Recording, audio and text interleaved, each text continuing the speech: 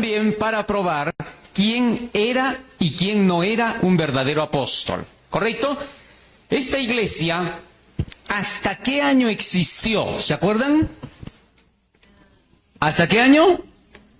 Hasta el año 100 de la era cristiana, cuando muere el último apóstol, que es Juan, el que escribió el Apocalipsis. Muy bien, vamos a la segunda iglesia. La segunda iglesia era la iglesia de Esmirna, ¿correcto? Si vamos poniendo de repente buscando hermano Francia. La iglesia de Esmirna, ¿a qué representaba la iglesia de Esmirna? ¿Qué cosa significa Esmirna? Mirra. Era un ungüento para los muertos, porque la segunda iglesia iba a ser perseguida y asesinada en los coliseos romanos, ¿correcto? Miles de cristianos fueron asesinados de las formas más crueles, se los hicieron comer con leones, ¿no es cierto? ¿Hasta qué año llegaba esta iglesia, dijimos? Hasta el año 313, cuando terminan los 10 años de persecución de Diocleciano, ¿correcto? La tercera iglesia, ¿qué se llamaba? Pérgamo. ¿Por qué se llamaba Pérgamo? ¿Ah? Doble matrimonio, doble gamia matrimonio. Porque en ese tiempo, después del año 313, la iglesia se mezcló con el paganismo. Es decir, estaba casada con Cristo, pero se casó también ¿con quién? Con Satanás, con el paganismo. Es decir, era una iglesia mundana y cristiana a la vez. Por eso se llama Pérgamo. ¿Y hasta qué año llegó esta iglesia? Hasta el año 538, cuando se levanta el sistema del papado. ¿Y el papado qué hace? Busca la alianza político-religiosa y se convierte en Tiatira, la cuarta iglesia. Una iglesia que introdujo la idolatría. Y ya descubrimos que esa profecía decía que esta iglesia introduciría la idolatría hasta el punto de convencer incluso a los dirigentes de la iglesia a apoyar esta idea, ¿correcto? Eso fue lo que descubrimos. Muy bien. La iglesia de Tiatira va desde el año 538 hasta el año 1798. Pero en medio de esta iglesia se levanta un pequeño remanente, y ese es el que vamos a estudiar hoy día. La iglesia de Sardis. Sardis, ¿qué cosa significa? Ahora ya pueden empezar a notar, porque ahora entramos ya directamente. Capítulo 3, versículo 1 de Apocalipsis. Es el capítulo que nos toca para hoy. La palabra Sardis significa los escapados. También hay algunos que traducen la palabra Sardis como sol naciente. Y también como el remanente, ¿correcto? Cualquiera de estas palabras puede ser aplicada a Sardis. Muy bien. ¿Qué se nos dice de la iglesia de Sardis? Vamos a ver. Escribe al ángel de la iglesia en Sardis. ¿Quién hemos dicho que es el ángel? El pastor, el misionero de la iglesia, ¿correcto? Entonces aquí las cartas van dirigidas a los que predicaban el mensaje en esa época. Muy bien, escribe al ángel. Ángel significa mensajero, angelus, ¿correcto? En Sardis, en la iglesia escapada. El que tiene los 7 espíritus de Dios. ¿Qué cosa eran los 7 espíritus de Dios? ¿Se acuerdan? ¿Ah? ¿Qué eran los 7 espíritus? ¿Las 7 qué? Iglesias, los 7 candeleros, ¿correcto? No se olviden, por favor, porque la simbología es clave, ¿eh? Si nos olvidamos de nada va a servir el estudio. Muy bien. A ver, el que tiene los 7 espíritus, ¿quién es ese que tiene los 7 espíritus? Jesús, ¿correcto? Jesús es el que está con sus iglesias. Y tiene las 7 estrellas. ¿Qué cosa eran las 7 estrellas? Los 7 ángeles, dice el texto bíblico, ¿no es cierto?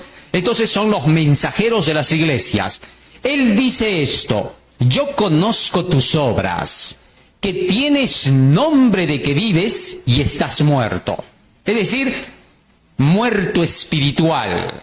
Porque la iglesia, en ese tiempo, durante el periodo del papado en la Edad Media, la iglesia de Tiatira, Tiatira significa la hija de Babilonia, Entonces, durante ese tiempo, la Iglesia abandonó por completo, ¿qué cosa? La Biblia, la palabra de Dios. Y en lugar de seguir la palabra de Dios, ¿qué cosa seguía? La tradición y la idolatría. San Juan capítulo 6, versículo 63. Miren qué cosa da la palabra de Dios. El Espíritu es el que da vida. La carne para nada aprovecha. Las palabras que yo os he hablado son espíritu y son... ¿Qué cosa es la vida? La palabra de Dios. Y si una iglesia no tiene la palabra de Dios, ¿cómo está? Muerta. Por eso es que dice acá, tienes nombre de que estás vivo, pero en realidad estás ¿qué? Muerto. Ahora, ¿por qué dice tienes nombre de que estás vivo? Bueno, porque cualquiera que conocía la iglesia en ese tiempo, parecía que la iglesia estuviese hablando de Jesucristo. Parecía que la iglesia estuviese predicando. Pero en ese tiempo, en la Edad Media, para que ustedes se ubiquen bien entre el 538 y 1798, la iglesia no estaba enseñando la palabra de Dios. Los reformadores se levantaron por eso con fuerza. Estamos hablando del periodo del año 1500 ahora, para ser más específicos, cuando se levanta la Reforma. A ver, les cuento un poquito de la historia para que recordemos lo que hemos estudiado en el colegio, ¿ya? Porque en el colegio hemos estudiado eso. Solo para que nos ubiquemos. Resulta que cuando en la Edad Media la Iglesia, el papado, comenzó a tomar el mando de la predicación del Evangelio, el papado comenzó a enseñar que podías ganarte el cielo con dinero. ¿Qué se llamaba eso? Las indulgencias. Hasta el día de hoy existen las indulgencias en la Iglesia Católica Romana, ¿no es cierto? Ahora, durante ese tiempo, como se estaba vendiendo la salvación, eso se llamaba simonía. ¿Por qué le llamaban simonía? Porque en tiempos del apóstol Pedro, un tal Simón, un mago, un brujo, quería que se le vendiera por dinero la gracia de Dios para poder hacer milagros como los apóstoles. Y entonces Pedro le dijo, tu dinero perezca contigo por haber creído que la gracia de Dios se compra con dinero. La salvación no se compra con dinero, porque la salvación es gratuita, porque Cristo la pagó en la cruz del Calvario.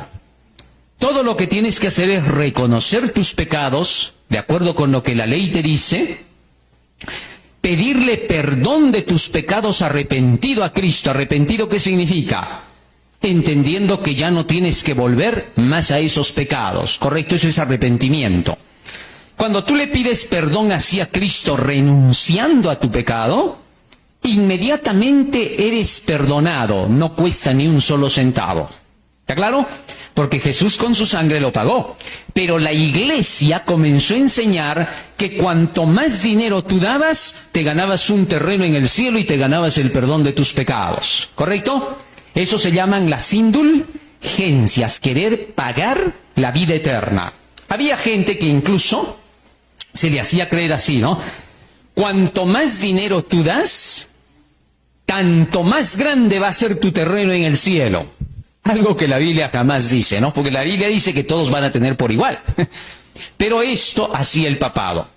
Los que no querían creer en lo que él enseñaba eran llevados a la excomunión. Los botaban de la iglesia, los borraban de la iglesia. Y les prohibían casarse, les prohibían la misa, la comunión, la extrema unción. Es decir, cuando tenía que ser enterrado alguno de los que no creían en esas cosas, la iglesia no daba ni siquiera un rezo, ni un responso, nada. Todo se acababa para esas personas y se les daba muerte civil. Es decir, no participaban de nada, así de sencillo. ¿Ah? Así es como comienzan las ideas de muerte civil, en fin. Bueno, eso fue reclamado por grandes predicadores que se levantaron en la iglesia. Y entre esos grandes, el más grande de todos fue Martín Lutero, ¿correcto? Y este reclamó todos estos abusos y entonces se produjo una reforma. Es decir, se reclamó que se regresara a la Biblia. Y estos, junto con los príncipes de Alemania, Martín Lutero y los príncipes de Alemania, reclamaron a la Iglesia. ¿Por qué? Porque quien estaba apoyando estas ideas de la Iglesia era Carlos V, el emperador. Y entonces, ¿qué pasó? Como protestaron en la Dieta de Spira, protestaron, entonces se les llamó por primera vez a estos católicos que se levantaron a reclamar, les dijeron protestantes. ¿Correcto? Así es como nace el protestantismo. No es que los protestantes no eran católicos, pero protestaron todos estos abusos que la Biblia condenaba. Y por protestar esos abusos, entonces Carlos V dijo, esos son protestantes y no hay que aceptarlos en la comunión de la Iglesia, y de aquí en adelante ni sus hijos, ni descendientes, ni los que creen en ellos serán aceptados en la comunión de la Iglesia. Todos estos serán catalogados como herejes. Así comenzó. Pero el protestantismo demostró la verdad de Dios. ¿Y qué hizo Lutero? Fue hasta la Iglesia Católica principal de la ciudad y clavó allí 95 tesis en la puerta de la iglesia. En esas 95 tesis, él probaba que la Iglesia Católica estaba errada, que el Papa estaba equivocado. Y con eso reclamó y dijo, quien me contradiga esas 95 tesis, que venga a presentarse acá. Nunca se presentaron. Al contrario, cuando analizaron las tesis de Lutero, se dieron cuenta de que Lutero decía la verdad. Muy pronto la Reforma, debido a eso, ganó un tremendo movimiento. Y gracias a ese movimiento la Edad Media cambió, la historia cambió. Es decir, fue un punto clave en la historia porque todo cambió. Desde ese momento, el protestantismo logró una transformación en la Iglesia. Pero bien, estamos hablando entonces de dos grupos, ¿no es cierto? La Iglesia Católica, que defendía las indulgencias y las excomuniones y muchas cosas más con la idolatría, y los protestantes. Esos protestantes son los de Sardis, los escapados. ¿Correcto? Pero vamos a seguir leyendo. Muy bien, ya los ubiqué en la historia. Ahora, durante ese tiempo entonces la Iglesia prohibió el estudio de la Biblia. Y Lutero sacó a luz la Biblia. ¿Por qué? ¿Se acuerdan lo que hizo Lutero en ese tiempo? Levantó la imprenta de Wittenberg y entonces allí imprimió la Biblia abierta para toda la gente por primera vez. ¿Correcto?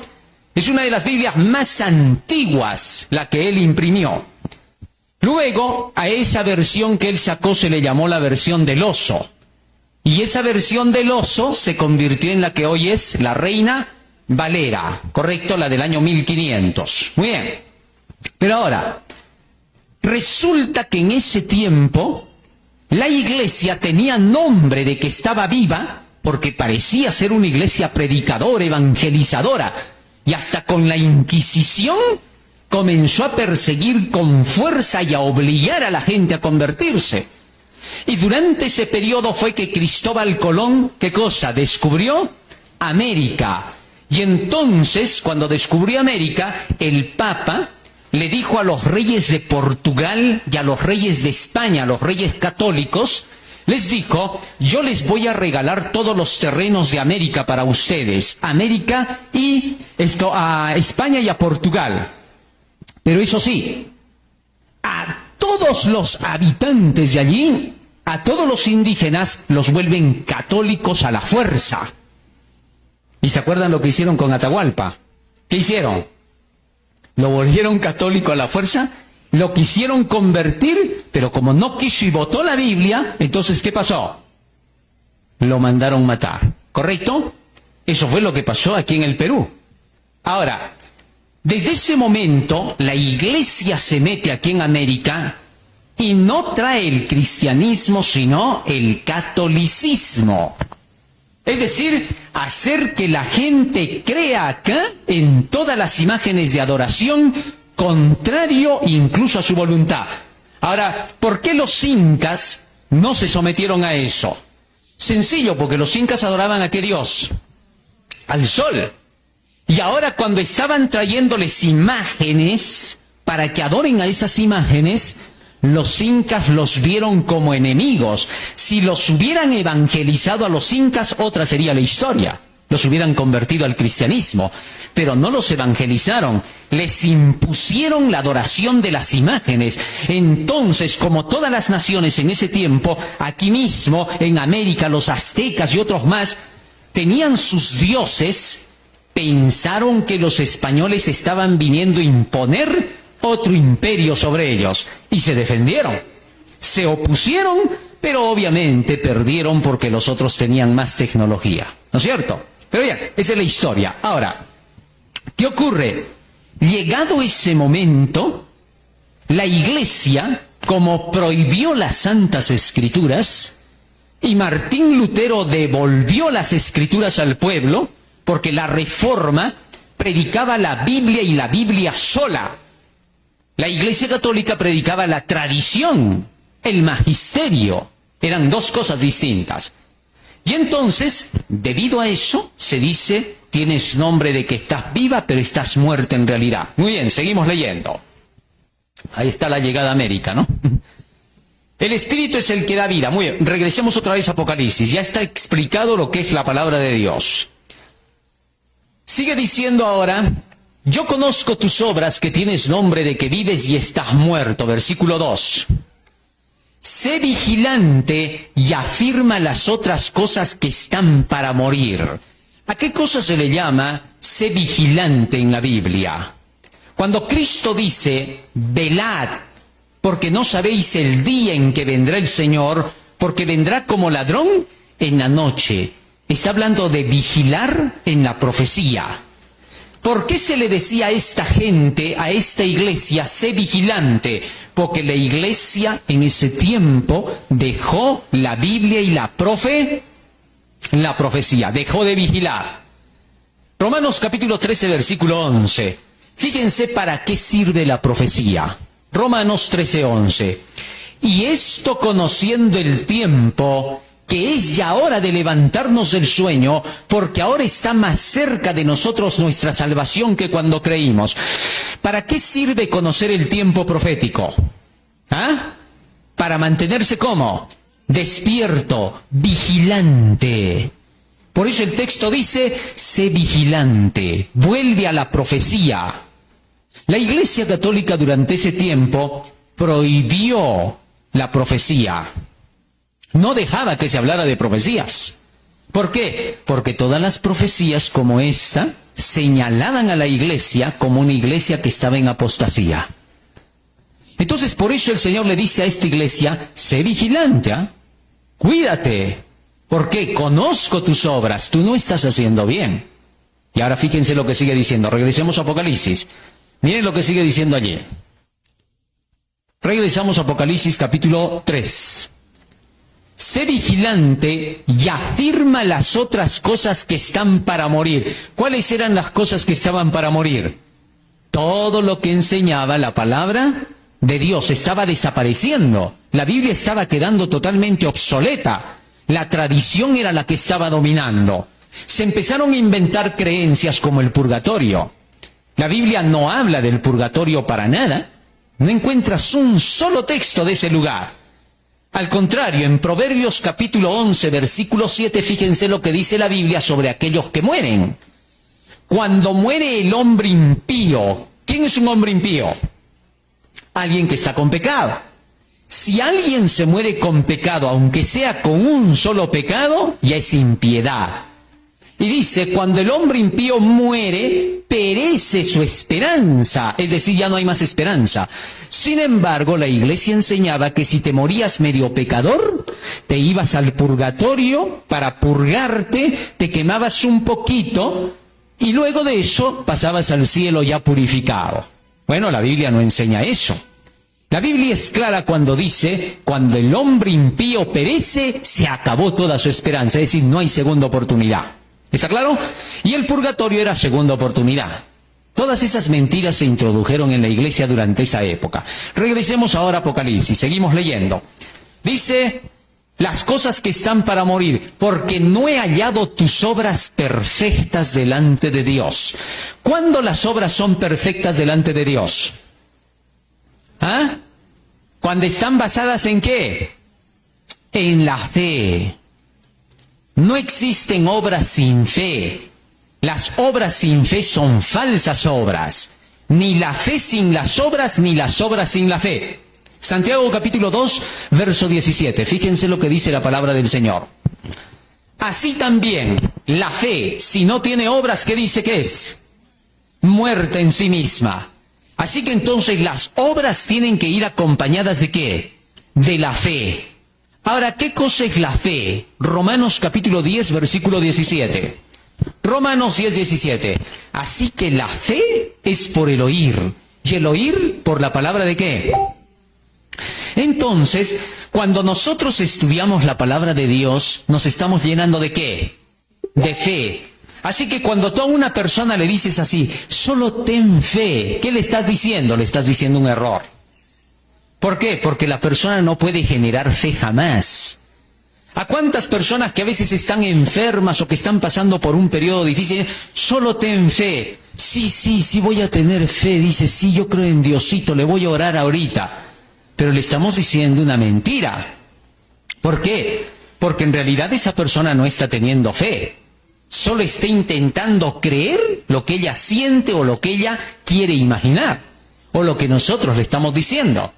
Entonces esa pobre persona se va a aferrar a una fe que no tiene fundamento, y cuando la persona empeore va a decir, Diosito no me oye. No es que Diosito no le oye, lo que pasa es que en realidad no tiene fe. Porque la persona no puede engendrar la fe en ella, eso es imposible. La fe es un don de Dios, un regalo de Dios que viene por el conocimiento de su palabra. ¿Está claro? ¿Por qué? Mira, por la fe común, vamos a llamarle así, por creer nada más, puedes creer la verdad como puedes creer una mentira. Fíjense que yo les diga así, vamos a suponer nada más, ¿no? Hermanos, en esta mañana vamos a curar enfermedades acá. Y aquí ven este micrófono que tengo, sí, este es micrófono milagroso. Solo crean en este micro e inmediatamente ustedes se van a sanar. Y todos comienzan a decir, a ver, quiero creer. Órenle, pídanle, por favor, micro, sáname. Y van a ver cómo se sanan. Y varios escuchan y comienzan a decir, el predicador que está hablando como es hombre de Dios está diciendo la verdad. Seguro que ese micro me va a sanar. Y ustedes creen en ese momento, ponen toda su fe en el micro y salen igual de enfermos como estaban. Yo les hice creer una mentira. Tuvieron fe, entre comillas. Creyeron, pero creyeron en una mentira. Así que la fe casual puede creer en cualquier cosa, en la verdad o en la mentira. Pero otra cosa es esta fe. Así que la fe es por Él y el oír por la palabra de Dios. Esto es una cosa muy distinta. ¿Está claro? Muy bien. Así que entonces cuando dice acá, he visto tus obras que no son perfectas, ¿qué les estaba faltando a las obras en ese tiempo? La fe. Y por eso es que Martín Lutero y los reformadores comenzaron a predicar la justificación. ¿Por qué? Por la fe. Porque Roma enseñaba la justificación por las obras. ¿Qué cosa te enseñaba Roma? A que tengas que obedecer todo lo que te decía la Santa Madre Iglesia. Es decir, todas las obras que te exigía la Iglesia te iban a salvar según ellos. Pero no eran las obras que te enseñaba la palabra de Dios. ¿Correcto? Eso era salvación por obras. Por ejemplo, a ver, te doy una idea para que tengas claro ese punto. ¿Qué pedía la Iglesia Católica en ese tiempo que tuvieras que hacer para ganarte el perdón de tus pecados? Habían varias cosas que pedía, aparte de cobrar dinero, la indulgencia. También te decía, si tú llegas a subir de rodillas las gradas de San Pedro, tú vas a obtener la salvación. Y tú tenías que hacer esa penitencia. subir de rodillas. Varias personas quedaban en la mitad del camino con las rodillas arañadas. Y no llegaban y decían, qué lástima, todavía no te vas a salvar. Entonces el mismo Lutero, cuando todavía estaba en la iglesia, ¿qué hizo? Él mismo comenzó a subir esas gradas, ¿no? De rodillas. Y cuando estuvo en la mitad se paró y se volvió a regresar porque se dio cuenta de que estaba cometiendo un sacrilegio. Dijo, ¿cómo va a ser esto la salvación? Eso no enseña Jesús, no enseña la Biblia. ¿Ah? Pero varias otras personas hacían tremendas penitencias, caminatas, para lograr su salvación. Hasta el día de hoy hay gente que se va hasta Chapi, ¿no? A hacer su caminata. Una vez en el año hace eso y piensa que ya está perdonado para todo el año, que ya le perdonaron todos los pecados. Y luego todo el año se dedica a pecar. Eso no tiene ningún sentido. Otras, los mismos sacerdotes agarraban látigos y se golpeaban el cuerpo, ¿ah? ¿Para qué? Para hacer sacrificio por sus pecados. Incluso la famosa Santa Rosa de Lima, cuando se puso una cadena, ¿no? Se puso una cadena y luego botó la llave, ¿no? Para que no pudieran sacarla y terminó muerta. Entonces todo esto era llamado sagrado. Eso hacía santos a varios, cuando de santidad no tenía nada. No era lo que pedía Dios. Dios nunca te ha pedido ese tipo de cosas. Solo obediencia. Primera de Samuel, capítulo 15, verso 22. Fíjate lo que dice acá. Ahí tenemos a Lutero, ¿no? Primera de Samuel 15, 22 dice, y Samuel dijo, ¿se complace Jehová tanto en los holocaustos y víctimas como en que se obedezca las palabras de Jehová? Ciertamente el obedecer es mejor que los sacrificios y el prestar atención que la grosura de los carneros. Es decir, obedecer la palabra de Dios es mejor que estar haciendo penitencias y sacrificios. ¿Ah? La Biblia no te enseña a hacer sacrificios.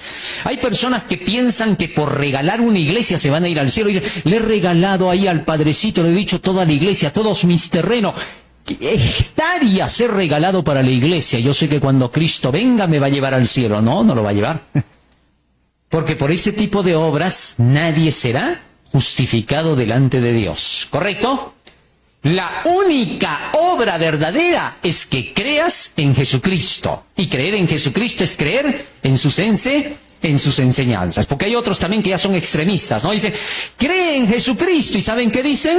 Ah, ya, solo tengo que creer y ya estoy salvo. No, creer en Jesucristo significa creer en lo que Él enseña. San Juan capítulo 14, versículo 12. Fíjense lo que dice allí. San Juan 14, 12. De cierto os digo, el que en mí cree, ¿qué dice? ¿Qué dice? Lean. Ah, ahí está mejor. No vayan a pensar como esos grupos extremistas que dicen, solo cree y ya está salvado. Cuidado, ¿eh? Y se sacan la historia incluso del carcelero de Filipos, ¿no? Cuando Pablo le dijo al carcelero, solo cree en el Señor Jesucristo y serás salvo. Ya ves, solo cree. No, momentito, Jesucristo dice qué cosa es creer en Él, ¿eh? No es simplemente decir creo. El que en mí cree, las obras que yo hago, Él las hará también. Y aún mayores todavía. ¿Por qué? Porque Jesucristo si iba a ir al cielo ya no iba a hacer más obras acá. Y los que se quedaban iban a seguir haciendo obras. Bien. Entonces, ¿qué cosa significa esto? Significa que la fe tiene que ir acompañada de ¿qué? Pero la iglesia romana solamente se estaba ocupando de ¿qué? De las obras y no de la fe. Y por eso se predicó la justificación por la fe. ¿Ya? ¿Qué cosa es la justificación por la fe? La salvación solo por la palabra. Por eso es que, ¿qué lema tenía Lutero? ¿Se acuerdan? La sola escritura. Ese era su lema, ¿no? Por donde él iba predicando decía, la Biblia sola. Venían los sacerdotes a discutirle, los del magisterio, los pontífices incluso, le discutían a Lutero y Lutero decía, momentito, vamos a hablar pero con la Biblia en la mano. No, pero que yo estoy inspirado por Dios, por el Espíritu. Sí, puede ser cualquier Dios tu Dios y cualquier Espíritu tu Espíritu, ¿ya? Pero yo no hablo con personas que no traen la Biblia en la mano. Y los rechazaba. Lutero no perdía el tiempo discutiendo con los que decían, tuve visión, el Espíritu me habló, de por sí me vino un calorcito. No, con fanáticos no hablo yo, decía Lutero. Solo converso con gente que venga con su Biblia en la mano. que me muestre evidencia bíblica, con ese voy a hablar. Después, aunque ores todo el día, a mí no me interesa, decía él. Así de sencillo. Lutero decía, la oración es el 50% y el estudio es el otro 50%. Así que debía de conocerse la verdad. Lutero por eso puso las 95 tesis, porque probó con puro texto bíblico. No era como ahora se escucha a esos fanáticos que dicen, ¿para qué tanto conocimiento? Solo ama a Jesús, cree en Jesús y ya te salvaste. No, esos no aceptaba él. Creyentes por impresiones, sentimientos, emocionados, nada. O seguían la Biblia o no había nada. ¿Ya? Así de sencillo. Seguimos leyendo. Versículo 3. Acuérdate pues de lo que has recibido y oído y guárdalo y arrepiéntete. Ya leímos esto, versículo 4. Pero tienes unas pocas personas en Sardis que no han manchado sus vestiduras. ¿Ah? Aquí dice que había un grupo de personas que ¿qué? Que no habían ensuciado sus vestiduras. ¿Qué cosas son las vestiduras? Apocalipsis 19:8. Vamos a ver qué cosas son las vestiduras, porque dice que no ensuciaron. Y a ella se le ha concedido que se vista de lino fino, la ropa, limpio y resplandeciente, porque lino fino es las acciones justas de los santos. O sea, habían personas en Sardis, los escapados, los protestantes, personas que no habían manchado sus vestiduras. ¿Por qué no habían manchado sus vestiduras? Bueno, porque estas personas andaban en justicia. Porque sus mantos son sus acciones justas. ¿Y qué cosa es su justicia? Lucas capítulo 1, versículo 6. Vamos a ver. ¿A quién se le llama estar en justicia? Justos. Miren lo que dice acá. Ambos eran justos delante de Dios y andaban irreprensibles en todos los mandamientos y ordenanzas del Señor.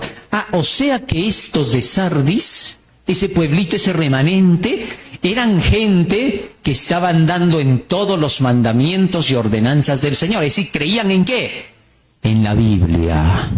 Porque tú no puedes guardar los mandamientos de Dios si no sabes qué cosa te pide. Tienes que estudiar los mandamientos de Dios para poderlos guardar. Por eso es que hay muchas personas que dicen que no se puede obedecer los mandamientos. ¿Saben por qué? Porque no están estudiando los mandamientos, pero quieren obedecer a Dios, quieren ser buenas personas. Y es que el mayor engaño que te han podido hacer las religiones, ¿sabes cuál es? Decirte que tienes que ser bueno para ir al cielo. Ahí te engañaron. Esa es la peor de todas las mentiras. Porque el hombre no puede hacerse bueno jamás.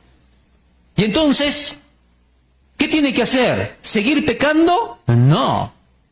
Entonces, ¿qué debe hacer? Dejar que Dios lo haga bueno.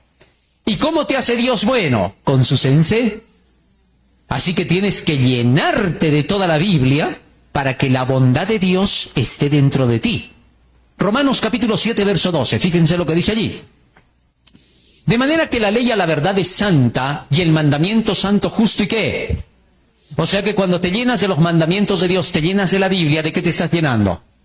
De lo bueno, de la bondad.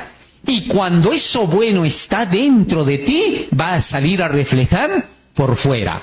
Vamos a ver, Proverbios capítulo 23, verso 7, miren lo que dice allí. Porque ¿cuál es su pensamiento en su corazón? ¿Cómo es el hombre? Así que tú eres por fuera lo que tú eres por. Lo que tiene que cambiar no son tus acciones externas primero, sino tus pensamientos. Y cuando tú pienses lo correcto, harás lo correcto. ¿Qué pasa si miras muchas novelas? ¿Cómo vas a vivir? Como la de la novela. Es obvio. Hay personas, hay hasta hermanas, hay hermanos que miran talk shows. Ahí están detrás de esas animadoras que están preguntando con quién se prostituyó, con quién adulteró, por qué te dejó, el hijo de quién es, el ADN, de quién van a ser. Tanto miran eso que solo piensan en eso. Cerebros malogrados. ¿Cómo se arregla eso? Con la palabra. Te llenas de la palabra, tanto llegas a amar ese libro, porque amar al libro significa leerlo, ¿no? Hay algunos que piensan que amar al libro es darle un beso a la Biblia, abrazársela, meterla al bolsillo y caminar solamente con ella. No, está bien que la lleves a todo lado, es correcto. Pero hay que amarla. Amarla significa estudiarla. Cuanto más la estudias, tanto más la amas. Y cuando amas a la Biblia, ¿a quién estás amando? Así de sencillo. Acá no hay sentimentalismos. Tú lees la Biblia y ya lo estás amando a Dios. ¿Por qué? Porque le estás dando importancia. Te interesa a Dios. ¿Ah? Ahora, cuando la persona se llena así de la palabra de Dios, está llena del amor de Dios. Y es obvio que lo que va a manifestar en su vida, ¿qué es? El amor de Dios. No es tan complicado, ¿te das cuenta? Es más fácil de lo que tú creías. No es como las iglesias te andan enseñando. ¿Qué te enseñarán? Vamos a Apocalipsis. Regresamos. Pero tienes unas pocas personas en Sardis que no han manchado sus vestiduras. Y andarán conmigo en vestiduras blancas porque son dignas. Miren lo que está diciendo el Señor. Por haberse llenado de la palabra, ahora ¿cómo andaban? ¿Con vestiduras qué? Blancas. ¿Qué cosa es lo blanco, ah? ¿Qué es lo blanco? La palabra de Dios. Toda la Biblia es lo blanco. ¿Y qué cosa es lo negro? Todo lo que está afuera, desde iglesias hasta políticos. Todo eso es lo negro, lo cochino, lo oscuro. La Biblia es lo puro, lo limpio, lo blanco. Y si tú te llenas de la Biblia, ¿cómo te ven en el cielo? ¿Ah? Mira, si tú te llenas de matemática, ¿cómo te ve tu profesor? Como un inteligente. Este chico es inteligente, esta chica es inteligente. ¿Ah? Son sabios. ¿Cómo te mira el cielo cuando te ve lleno de la palabra de Dios? ¿Ah? Miren, dice en el cielo, está resplandeciendo, brilla como un sol, como una estrella. ¿Qué cosa es lo que te da ese brillo? ¿Ah? La palabra de Dios. Cuando Moisés subió al monte, 40 días y 40 noches escuchó la palabra de Dios. ¿Cómo bajó? Parecía una luciérnaga. ¿Sí? Es que llénate de la Biblia. Olvídate de los que te dicen que fanático, que estás con tu libro todo el día. Ni caso. ¿Qué le vas a creer pues al impío? Si el impío es el que no quiere la Biblia, el piadoso es el que ama la Biblia. Nunca recibas el consejo de un impío, por más que te diga un consejo aunque sea de un conejo. No, ese es Satanás viejo, que es otra cosa. No le hagas caso. ¿Ah? Nunca con él, nada. Léete la Biblia, llénate de la Biblia. Hay quienes te van a decir, más lees, peor eres. No les hagas caso, hazte el sordo. ¿Quién les va a creer a ellos si ellos son peores porque ni siquiera quieren leer la Biblia? ¿Quién es el más malo? ¿Quién es el más feo y el más horrible? El que no quiere la Biblia. Así de sencillo. ¿Cómo te vas a creer tú el cuento de que tú eres el malo? El hecho de que cometas errores no prueba de que tú no amas a Dios, ¿correcto? Solo prueba que quieres corregirlos. Porque tienes que corregir tus errores, pues. Tampoco te vas a quedar con ellos. ¿Ah? Así que cuanto más leas la Biblia, más brillas ante el cielo. Desde el cielo te ven como un foco encendido. Así de sencillo. Así no te vean los demás. ¿Qué te importa lo que digan? A ver, ¿te interesa lo que te dice el mundo? El mundo siempre te va a criticar. ¿Ah, ya te has vuelto hermanito? ¿Que ya no vas a ir a tomar nada con nosotros? ¿Qué te has vuelto, ermita? ¿Por qué no te metes bajo la tierra? ¿Ya qué haces acá en esta tierra? Todavía se burlan de ti, ¿no? Y te ven por la calle, hermanito, ¿qué tal? ¿Cómo estás? ¿No? Para hacerte la vergüenza. Y luego todavía te dicen, no, es al que le han lavado el cerebro. Esos fanáticos, para sacarle plata todavía te dicen, ¿no? Te tratan de desanimar. Sí, uno de los puntos más fuertes es la platita, ¿no? Te dicen, ¿ves? Ahí te piden diezmos, te piden ofrendas, porque ellos saben pues que así funciona la iglesia, ¿no? Que son astutos. Ahí solo vas a ir para que te saquen plata, te dicen, ¿no? Y cuando se dan la vuelta, y tú te das la vuelta para irte, tu problema es que te das la vuelta rápido. No te des la vuelta cuando él se vaya. Míralo y le vas a ver la tremenda cola de lagarto que tiene. ¿Sí? Así de sencillo, porque es el mismo demonio el que te estuvo hablando ese rato para desanimarte de la fe. Todo lo que te aleja de la Biblia es del diablo. Así digan lo que ya cualquiera puede decir, ese predicador dice eso para convencerlo. Si quieres creer así, eso es cosa personal. Pero yo dije la verdad, y el que cree por la verdad, que siga la verdad, y el que no cree es libre de no hacerlo, pero igualito se perderá. Ahí ya no soy culpable. Mi culpa, entre comillas, se acaba en el momento que yo te digo la verdad. Si después de eso quieres creer o no, ya eso es cosa personal. Eso te pasa por no leer. En fin, digo, seguimos leyendo, verso 5. El que venciere será vestido de vestiduras blancas. ¿Qué cosa hemos dicho que era vencer? ¿Ah? ¿Qué era vencer? Vamos, ¿quién quiere sacarse 20? ¿Ah? Primera de Juan 5:4. ¿Qué cosa es la victoria? ¿Qué pasó?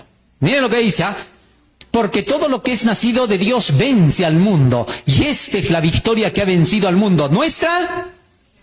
Ajá. O sea, a esta iglesia se le decía, llénate de fe. Y al que venciere, al que se llene de fe, al que se llene de la palabra de Dios, yo lo vestiré de vestiduras, ¿qué?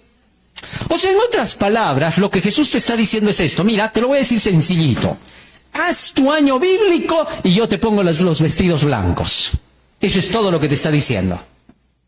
Porque hay algunos que cuando se dice eso, ¿saben qué? Saltan rápido y dicen así, sí. Pero también hay que cumplir cuando se lee. Como que tú por decir que te leas toda la Biblia le has dicho a la gente que no cumpla. ¿Ah? Es que estos son astutos. Ya sabemos que tenemos que cumplir. ¿Por qué? Porque cuando vas leyendo la Biblia, desde la primera hoja Dios te está hablando de obedecer. Así. Así que tú lees, tú ya entendiste que tienes que obedecer. Yo no sé por qué algunos de estos predicadores dicen, sí, puedes conocerte la Biblia de tapa a tapa, el diablo también se la conoce. Pero otra cosa es cumplirla, y ellos ni siquiera cumplen nada, pero te lo dicen a ti. Y cuando tú les dices a ellos, ¿tú cumples todo? Ah, no, todos somos imperfectos, todavía te dicen. Son tan hipócritas que lo único que quieren es alejarte de la Biblia. ¿Te diste cuenta? Pero acá, ¿qué dice Jesús? Solo llénate de la Biblia y yo te he visto de vestidura. Porque cuando tú leas la Biblia, Él te va a enseñar cómo se hace. Y cuando termines de leer la Biblia, ya vas a estar vestido de ¿qué? ¿Le crees a Jesús o no? Pues si no crees, no me creas a mí. Pero estás creyendo ¿qué? Lo que dice el escrito está. Muy bien, sigue diciendo. El que venciere será vestido de vestiduras blancas, y no borraré su nombre del libro de la vida, confesaré su nombre delante de mi Padre y delante de sus ángeles. Esa es la promesa del Señor. ¿Qué cosa? ¿Cómo van a andar? Vestidos de blanco, y su nombre no será borrado del libro. ¿Por qué? Lucas capítulo 10, verso 20. Fíjense lo que dice allí. Pero no os regocijéis de que los espíritus se os sujetan, sino regocijaos de que vuestros nombres están escritos ¿dónde? ¿A quién le dijo eso? A los apóstoles cuando salieron a predicar y los espíritus se les sujetaban, curaban enfermos, hasta resucitaban muertos, con el permiso de Jesús. Y Jesús les dijo, no se alegren tanto de que ustedes hagan milagros. Alégrense más bien de que sus nombres, por haber entrado en mi servicio, estén anotados ¿dónde? En el libro de la vida. Así que cuando tú estudias la Biblia y obedeces, te haces siervo de Cristo. Y por servir a Cristo, tu nombre está anotado ¿dónde? En el reino de los cielos. Has nacido de nuevo.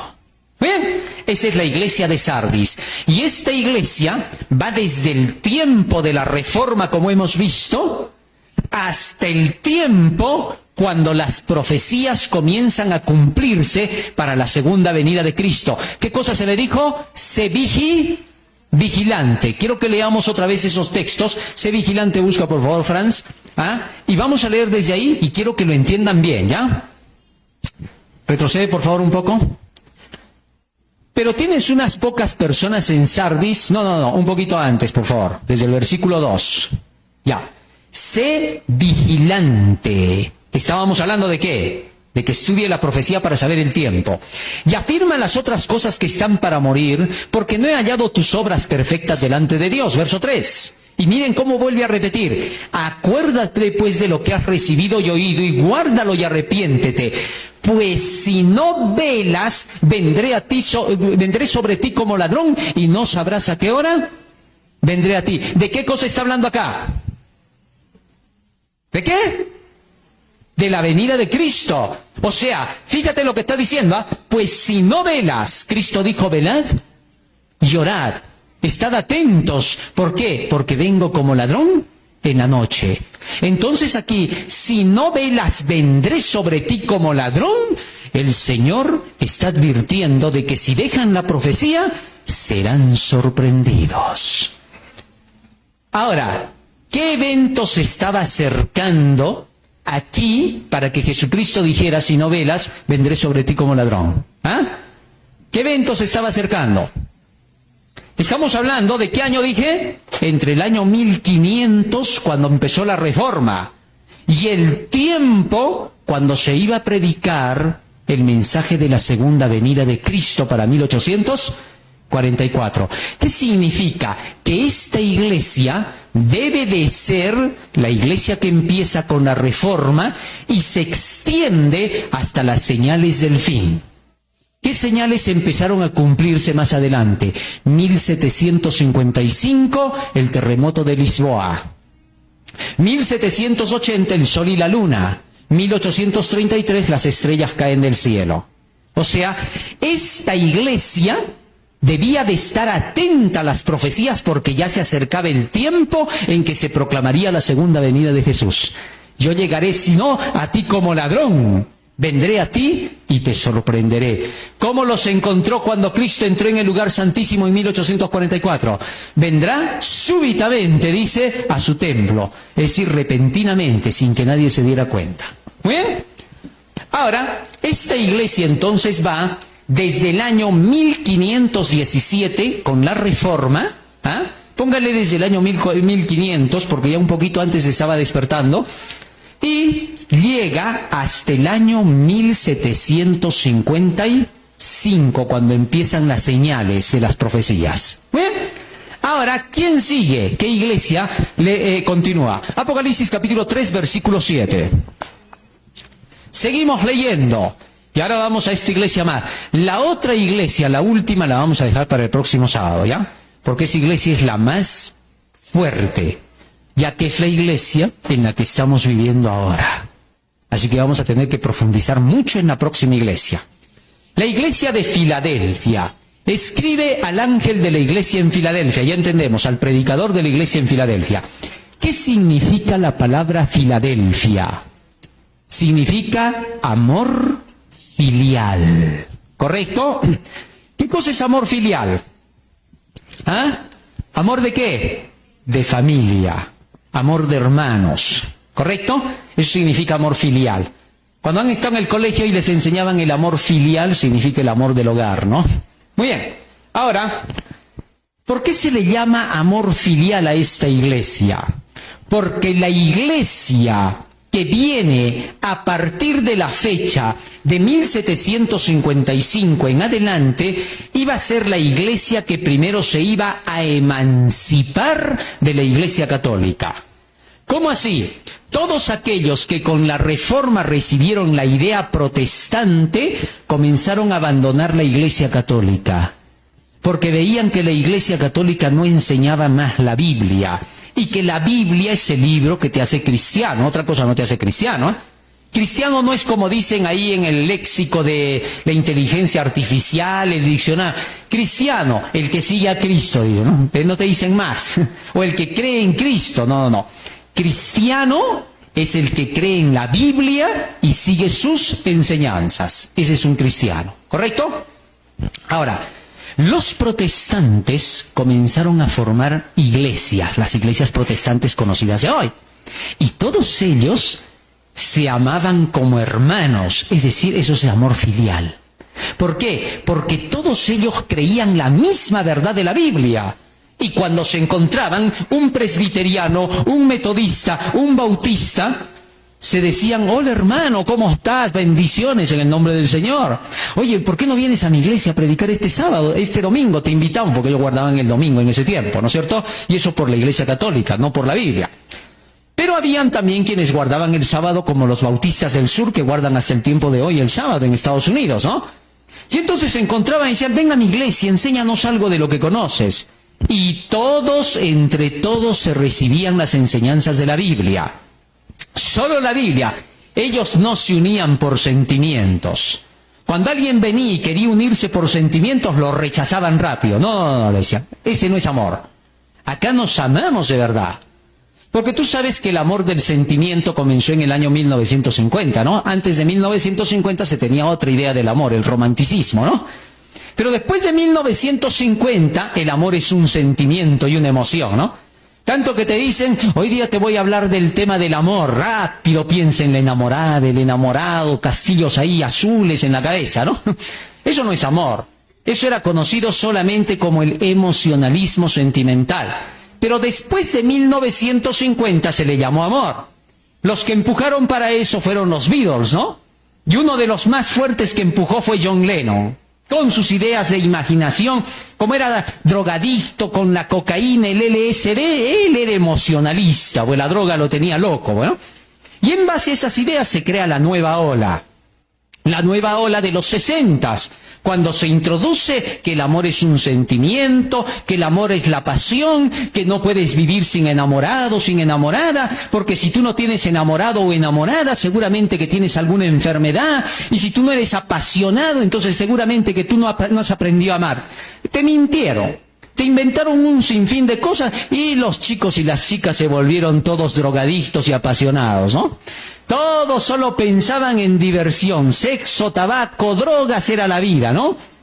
Si no había eso, qué aburrida que era la vida. Es decir, les malograron la mente. Eso se llamó la contracultura. Así se llama, búsquenlo, por eso en internet, donde quieran conocer, contracultura. Y ahí apareció el movimiento de los hippies, ¿no? Los pelucones, pues, ¿no? Los que andaban ahí todos con sus aretes por todo lado, pintados por todo lado. Hacían un sinfín de... un zafarrancho con su propio cuerpo, ¿no? ¿Por qué? Porque se notaba endemoniamiento, ¿no? El hacer eso, el quererte hacer cosas en el cuerpo significa que estás endemoniado. Pero en fin, así nació esa contracultura y sigue hasta el día de hoy, ¿no? La contracultura ahora tiene su mayor fuerza en el reggaetón, donde la música que se canta es pura pornografía, ¿no? Es una cochinada. Tú escuchas esa música y solo te hablan de sexo y te cuentan todo lo que pasa en el momento, ¿ah? O sea, es una inmundicia. Ese tipo de canciones se sacan en misas negras, es decir, por pactos satánicos. Eso les dicta el demonio y ellos lo cantan. Y los cantantes que están metidos en eso están endemoniados. ¿Por qué? Porque han pactado con el diablo. ¿Ah? Pero dile pues eso a la gente, te van a decir que eres un fanático, que tú andas mal, que de qué voy a vivir, la música, yo sin música no soy nada. Lo dicen claro, ¿eh? Sin música no son nada. Lo reconocen, ¿no? ¿Por qué? Porque el inteligente no necesita música para ser inteligente. ¿Ah? Digo, ya vamos a hablar de ese tema de la música, no me voy a quedar ahí. Muy bien, entonces la iglesia de Filadelfia era donde todas las iglesias protestantes eran hermanas. ¿Y qué pasó? Esto dice el santo. ¿Quién es el santo? Jesús. El verdadero, ¿quién es? Jesús. El santo, el verdadero, el que tiene la llave de David, el que abre y ninguno cierra, y cierra y ninguno abre. Isaías capítulo 22, versículo 21 y 22, fíjense lo que dice acá. Y lo vestiré de tus vestiduras, y lo ceñiré de tu talabarte, y entregaré en sus manos tu poder, tu potestad. Y será padre al morador de Jerusalén y a la casa de Judá. Iba a poner un nuevo rey el Señor, porque falló el rey que estaba en ese tiempo de Isaías. Y lo vestiré y pondré la llave de la casa de David sobre su hombro. ¿Qué cosa es tener la llave de David? ¿Ah? El poder para gobernar las leyes de Dios, la palabra de Dios. ¿Ah? Esa es la llave de David. Ahora regresemos a Apocalipsis y miren lo que Jesús está diciendo acá. Apocalipsis 3:7. Esto dice el santo, el verdadero, el que tiene la llave de David, el que tiene la potestad de reinar, Jesucristo. El que abre y ninguno cierra, y cierra y ninguno abre. Con las llaves, que son el Antiguo y el Nuevo Testamento, se abre el cielo y se cierra el cielo. A Pedro Jesús le dijo, a ti te daré las llaves ¿de qué? Del reino. Y todo lo que ates en la tierra será atado en el cielo, y todo lo que desates en la tierra será desatado en el cielo. ¿Cómo se ata? ¿Cómo se desata? Cuando tú le predicas el evangelio a una persona, inmediatamente que acepte el evangelio, queda atado por el cielo. Si rechaza el evangelio, queda desatado por el cielo. O sea, según la predicación y la aceptación de la persona, el cielo se le abre o se le cierra. Así de sencillo. Así que Cristo era el que abría y nadie cerraba, y cerraba y nadie abría. ¿Está claro? Muy bien. ¿Y qué pasó? Versículo 8. Yo conozco tus obras. He aquí he puesto delante de ti una puerta abierta, la cual nadie puede cerrar. ¿Cuál es esa puerta abierta? Apocalipsis capítulo 4, verso 1. Miren lo que dice allí, de la puerta. Después de esto miré, y aquí una puerta abierta en el cielo. ¿Es lo mismo o no? Y la primera voz que oí como de trompeta hablando conmigo dijo, sube acá y yo te mostraré las cosas que sucederán después de estas. Y ustedes lo van a leer en casa por causa del tiempo. Todo el capítulo 4 de Apocalipsis habla del juicio, del trono de Dios. Juan ve al anciano de grande edad sentado en su trono y a Jesucristo como un cordero inmolado en el capítulo 5 que viene a interceder por la humanidad. ¿Qué escena es esa? El juicio. Entonces, cuando dice, yo abro una puerta que nadie va a cerrar, estaba abriendo la puerta ¿de qué? Del juicio. A la iglesia de Filadelfia del año 1755 se le dice que ya va a empezar ¿qué cosa? El juicio, y que Jesús está abriendo una puerta para que todos puedan entrar a ese juicio y participar de lo que vio Juan. ¿Y qué cosa vio Juan a partir del capítulo 4 de Apocalipsis? ¿Ah? Toda la historia hasta el final del mundo. Es decir, cuando nosotros pasemos de la iglesia de Filadelfia a la séptima iglesia, que es la que vamos a estudiar la próxima semana, vamos a entrar al estudio completo del libro de Apocalipsis. Vamos a descubrir todo lo que el Apocalipsis tiene. ¿Comprendido? Entonces a los filadelfos se les promete entrar ahí. Y esa puerta queda abierta, es decir, van a poder entender todo el Apocalipsis. Que nadie les haga creer a ustedes que el Apocalipsis no se puede entender. Les mintieron. ¿Por qué? Porque la puerta ¿cómo está? Y Jesucristo abre y ninguno cierra. Y cerró la puerta que no tenía que ver con el Apocalipsis, que ya era el pasado. Porque en 1844 Cristo pasa de lugar santo a lugar y cierra la puerta del pasado. Ya nadie se salva por esa puerta y abre una nueva puerta que es la puerta del lugar santísimo.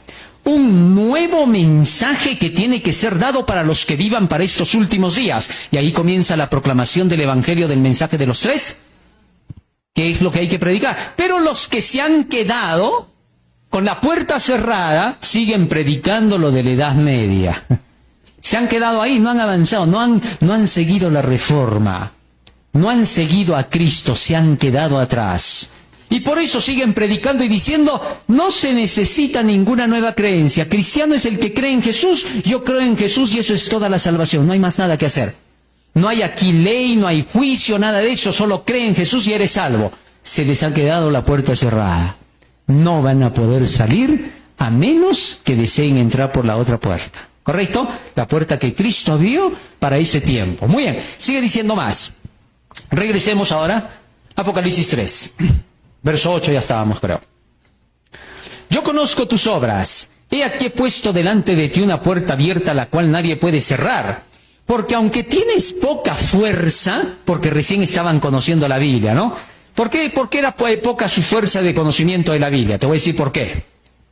Resulta que durante el tiempo que Martín Lutero sacó la Biblia, las Biblias más chiquitas que podías tener en ese tiempo eran así. Y así de altas. ¿Ah? Porque en ese tiempo se imprimía solo en madera, no en metal. Después ya vinieron las impresoras de metal. Y ahora ya han llegado pues las offset, ya tenemos ya directamente impresoras, hasta en tu casa imprimes ahora, ¿no? Entonces, ¿qué pasó? Las Biblias eran grandes, muy costosas, y la gente estudiaba muy poco por sí misma la Biblia, pero recibía las instrucciones de sus predicadores en las iglesias. Y por eso todavía tenía poca fuerza, pero con ese poquito le era fiel a Dios. Eso era lo bueno, ¿no? Y entonces, ¿qué cosa se dice? Porque aunque tienes poca fuerza, has guardado mi palabra y no has negado mi nombre. Es decir, creíste e hiciste lo que conocías de mi palabra, lo que te enseñaron. Y no has negado mi conocimiento, mi iglesia. Has permanecido fiel. ¿Cuándo fue que se imprimieron las Biblias ya con el tamaño que hoy día las conocemos? Después de 1780, ¿no es cierto? Y comenzaron por millones las Biblias por toda la tierra y ahora tú tienes una Biblia hasta de regalo.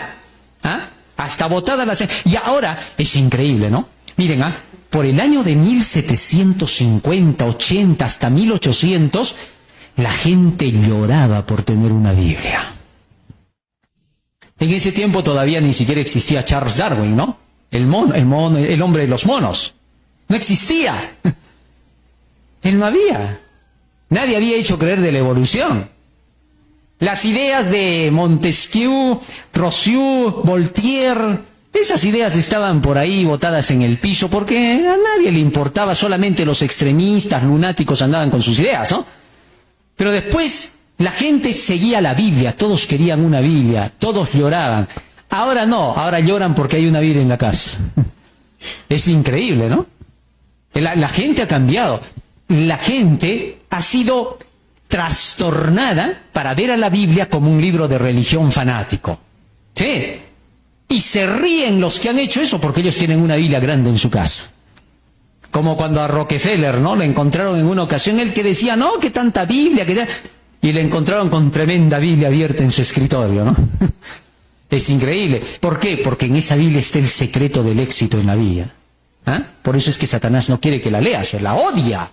Bueno, entonces aquí dice que ellos permanecían en la verdad. Versículo 9. He aquí yo entrego de la sinagoga de Satanás a los que se dicen ser judíos y no lo son. ¿Se acuerdan quiénes eran esos? En la primera iglesia estudiamos de ellos, ¿no? ¿Quiénes eran los que decían ser judíos y no lo eran? Romanos capítulo 2, versículo 17, lo lees en tu casa hasta el versículo 22. Son aquellos que decían creer en la palabra, que decían creer en la ley, que decían ser enseñadores, pero no cumplían la ley. Tú que dices que no hay que adulterar, adulteras. Tú que dices que no hay que hacer ídolos, tú eres el primero en hacerlos. Así les dice Pablo, ¿no? Así te dices ser judío, solo llevas el sobrenombre. Así que entonces, para el tiempo de Filadelfia, se iba a probar quiénes de veras siguen la Biblia, toda, o no la siguen. Y es que en Filadelfia, todas las iglesias protestantes decían que creían en la Biblia. Decían que creían solo la Biblia y la Biblia sola como Lutero. Pero si hay que creer en la Biblia y en la Biblia sola, la Biblia y la Biblia sola te enseña los 10 mandamientos y te enseña a guardar ¿qué día? El sábado. Así que habían de tener que ser probados todos por la ley en Filadelfia. Y por eso dijo, ahora yo voy a sacar a los que se dicen ser judíos y no lo son. Con la séptima iglesia se separan los buenos de los malos. ¿Está claro? Muy bien, eso es lo que viene. Y ahora sigue diciendo, los que se dicen ser judíos y no lo son, sino que mienten. He aquí yo haré que vengan y se postren a tus pies y reconozcan que yo te he amado. Es decir, todos aquellos que decían Biblia y Biblia sola, pero que dejaron la ley, cuando salga el decreto dominical, verán que tenían razón los que guardaban el sábado y van a venir, se van a postrar y los van a adorar en el día final. Se van a postrar ante los hijos de Dios. Pero eso todavía va a ser durante el periodo del tiempo de angustia. Ahorita no. O sea, los filadelfos van a volver a regresar. Solo pasan por la Odisea y una vez que pasan de la Odisea, otra vez siguen siendo filadelfos. Interesante, porque estos son los que van a ver a Cristo venir. Miren, sigue diciendo, verso 10. Por cuanto has guardado la palabra de mi paciencia. ¿Cuál es la característica? ¿Guardaron qué? La palabra de la paciencia, es decir, la Biblia. La Biblia es la palabra de la paciencia. Aquí está la paciencia de los santos, significa, aquí están los que leen la Biblia, los que se llenan de la Biblia. Por cuanto has guardado la palabra de mi paciencia, yo también te guardaré de la hora de la prueba que ha de venir sobre el mundo entero. ¿Cuál es la hora de la prueba? ¿La grande tribula? La gran tribulación. Y yo te voy a guardar de esa hora de la prueba para probar a los que moran sobre la tierra. Y hay algunos que dicen, ¿ves? Ahí está, el rapto. ¿Por qué? Porque antes de la tribulación el Señor dice que nos va a guardar. Ahí está, esa es la prueba del rapto, dice, ¿no? Pero el siguiente versículo destroza el rapto. Miren lo que dice el siguiente versículo. He aquí yo vengo, ¿qué? ¿Cómo es eso? Si recién va a venir después de la tribulación, he aquí yo vengo pronto, ¿cómo es que entonces vino para la tribulación? ¿Cómo es eso? O sea, ¿cuántas veces va a venir? El apóstol Pablo dice, aparecerá por segunda vez para los que le aman. ¿De dónde han sacado? O sea, esa sería una tercera venida acá. La tercera venida va a ser después del milenio. Pero ahora no pueden haber dos venidas para la segunda venida. Ellos dicen, en el momento antes de la tribulación se va a suspender en el cielo, vamos a ser raptados. Y después de la tribulación va a venir y se va a llevar recién a todos los sabatistas. Eso es lo que ellos dicen. Pero ¿y esas serían cuántas venidas? No tiene sentido. Y es por eso que varios pastores evangélicos han dicho, nos hemos equivocado. ¿Por qué? No hay rapto. Porque si en el tiempo de la tribulación dice, yo te libraré de la hora de la prueba, ¿por qué luego dice, he aquí yo vengo pronto? O sea, no vino todavía. No puede ser que venga otra vez. No tiene sentido. No hay rapto. Que no te engañen. Es pura mentira.